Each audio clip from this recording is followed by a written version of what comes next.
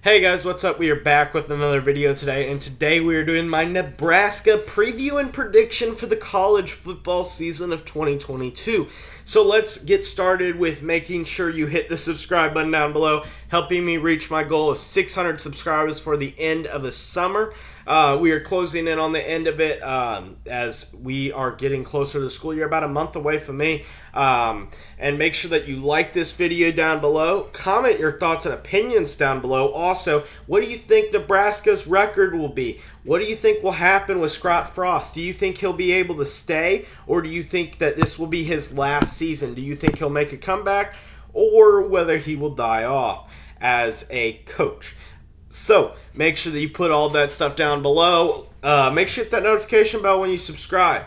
And let's start off with one of the most interesting games of the season. That is Nebraska against Northwestern, August 27th in Dublin, Ireland. I have seen a couple of Ireland games. Well, a couple. One. As Notre Dame played Navy. I did not go to the game, but I saw it. So this game is going to be a very interesting one, as, like I said, it will be played in Ireland. That's always very interesting. And I have Nebraska winning this game. To be honest, I have absolutely no idea who's going to win this game. And the reason why I say that is because both coaches are semi-experienced for the most part. Patrick Fitzgerald more so than Scott Frost. But I think Nebraska's a little more talented than Northwestern. But here's my problem.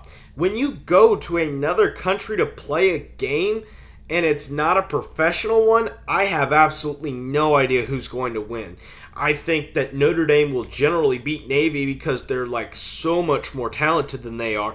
But again, it's still a game going cross-country or cross-world, across the Atlantic Ocean. It's a game in which you really don't know. I have them winning this game because I think Nebraska's more talented. They really need this for Scott Frost, but I have no idea. It could be a blowout of Northwestern blowing them out, and the Northwestern suck all season.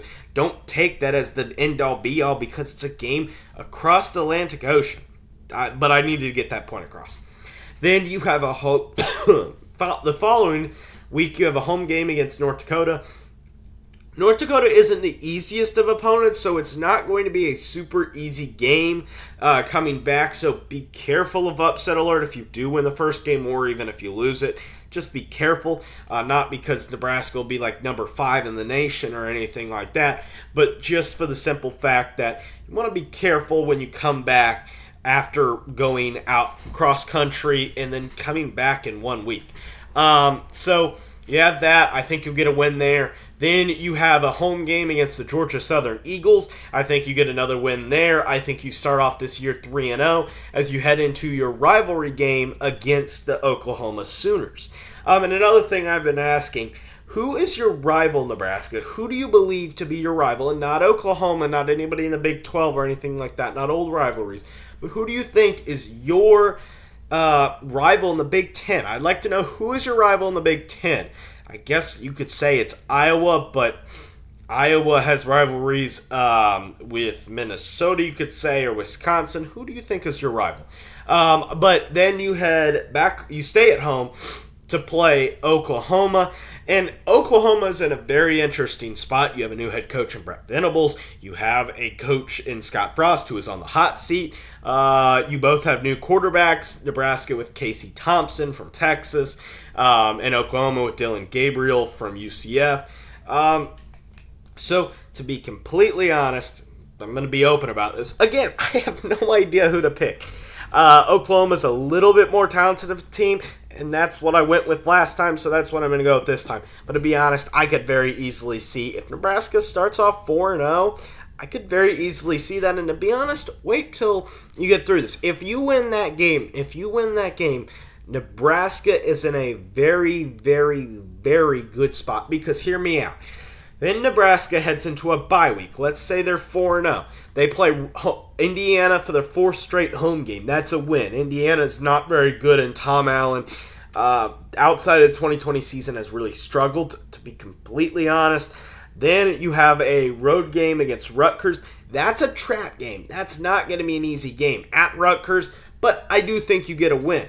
That's you starting off 6-0. If you're 6-0, you're in the top 15 or top 10. That makes Nebraska relevant. And against Oklahoma, you got to win. In Ireland, you got to win. That makes you haven't played anybody outside of Oklahoma who may or may not be good depending on what Brett Venables does. But you have a chance. Then you have teams like Illinois, at Purdue and stuff like that. You really start to build up. And there is a possibility, very slight one, but a possibility nonetheless that you can start off 8-0 pretty easily. Then the last 3 games of the season do get a lot more difficult at Michigan, Wisconsin, and Iowa on the road. Those 3 games are difficult, but there is not a reason why you can't start 9-0.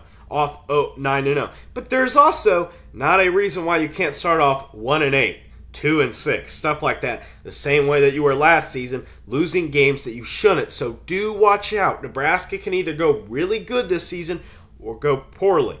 Then they have a road game against Purdue. I think that they lose this game. I think that it gets them their second loss of the season to go 5-2. I think that Purdue has a lot of talent under Jeff Brom, and I think Jeff Brom is a good coach. You don't want to give Purdue too much of a reason to win because I think they are a good team and have a lot of potential.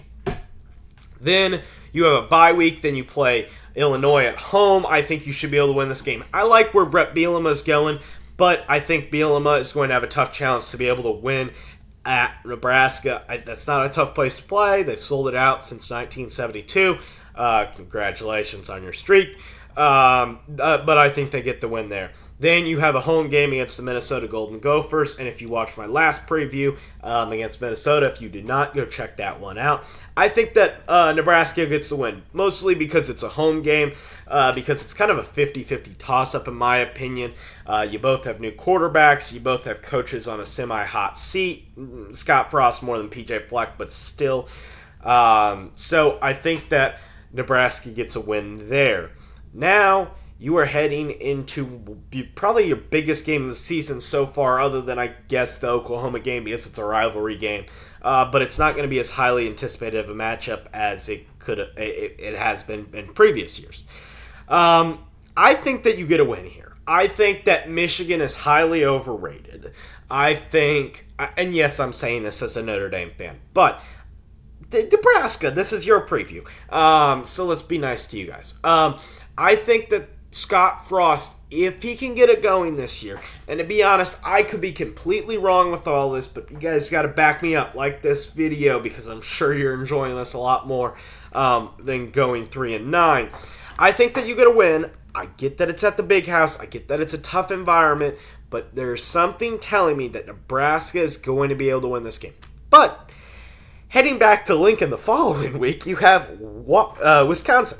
And Wisconsin is a team that, has consistently beat Nebraska. So I have them losing this game. I think it's a tough game. It's a home game, so maybe you win this game. You could flip-flop the Wisconsin and Michigan games. I think they're two very similar teams. Run the ball heavy with Michigan. You have Blake Corum, Donovan Edwards. With Wisconsin, I don't even know who it is at this point, whether it's Ches Belusi or I don't know. You have a good sophomore running back now that maybe that's your option, but I'm not sure where you're going because they always seem to have a running back kind of come out of nowhere if you're Wisconsin outside of the established running backs when they were there, like Monty Ball and Jonathan Taylor and stuff like that. Then you have your final game of the season. This is a road game against the Iowa Hawkeyes. I think you get a win here. Or not a win. I'm sorry, a loss.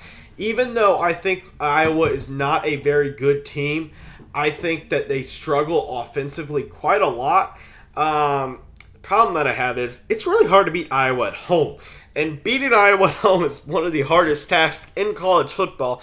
With the wave to the hospital, that's always a cool and heart-touching moment in college football.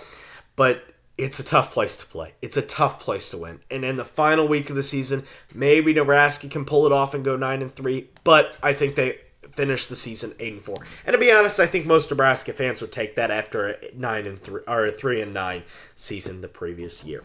So as always, make sure the 2 videos down below, well, one's a playlist, and hit the subscribe button up here. Make sure that you check out all the new content. And as always, have a great day. Bye, guys.